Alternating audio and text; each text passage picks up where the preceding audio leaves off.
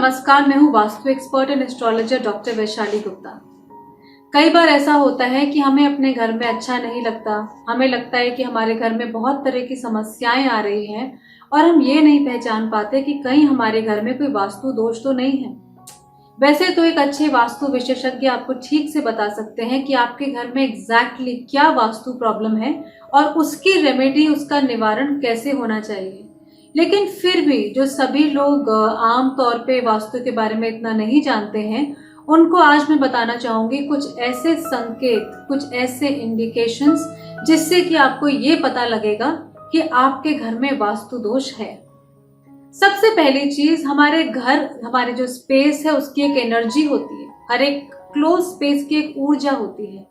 आपको अपने घर में आके कैसा लगता है, वो सबसे बड़ा इंडिकेशन है कि आपके घर की एनर्जी और वास्तु कैसा है।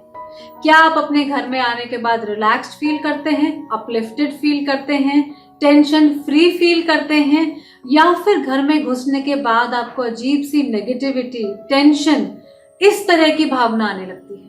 अगर आपको अपने घर में आने के बाद नेगेटिविटी की और स्ट्रेस की फीलिंग आती है तो इसका मतलब है घर में कोई वास्तु दोष है, घर की एनर्जी में कोई भारीपन है और ये देखना होगा कि ये किस दिशा की वजह से उत्पन्न हो रहा है। तो ये तो हुई पहली चीज, पर्सनल एनर्जी से जज करना कि घर की एनर्जी ठीक है या नहीं। नंबर 2, अगर आपके घर में हमेशा आर्थिक समस्या लगी रहती है, लगता है कि आता हुआ पैसा भी रुक जाता है और हर टाइम पेमेंट्स ब्लॉक्ड रहती हैं, हम अभाव में जी रहे हैं, हर समय स्कैर्सिटी लगती है, कभी पूरा नहीं पड़ पाता, हाथ हमेशा खाली से लगते हैं, इन फाइनेंशियल रीजंस का अगर आपके घर में कोई संकेत है तो इसका भी कारण वास्तु दोष हो सकता है और ये समस्या आपके नॉर्थ डायरेक्शन, ईस्ट डायरेक्शन या फिर ओवरऑल प्रोस्पेरिटी नॉर्थ ईस्ट की डायरेक्शन से रिलेटेड हो सकती है।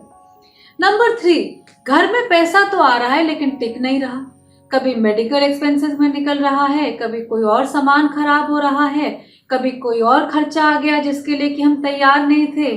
तो बहुत ज्यादा पानी की तरह अगर पैसा बह रहा है, ये भी वास्तु दोष का संकेत है।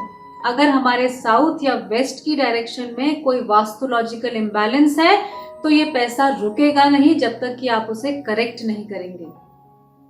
नंबर 4, हमारा हेल्थ इस बात की सूचक है कि हमारे घर का वास्तु कैसा है। अगर आपके घर के मुखिया बहुत ज्यादा बीमार रहते हैं तो साउथ वेस्ट में कोई प्रॉब्लम हो सकती है। अगर घर की लेडी अक्सर बीमार रहती है तो साउथ ईस्ट में कोई प्रॉब्लम हो सकती है। अगर सर्जरीज हो रही हैं या एक्सीडेंट्स हो रहे हैं तो भी कोई समस्या हो सकती है। तो घर में अगर मेंबर्स को हेल्थ प्रॉब्लम रहती है तो पक्का हमारे घर में कोई ना कोई वास्तु दोष है ही है।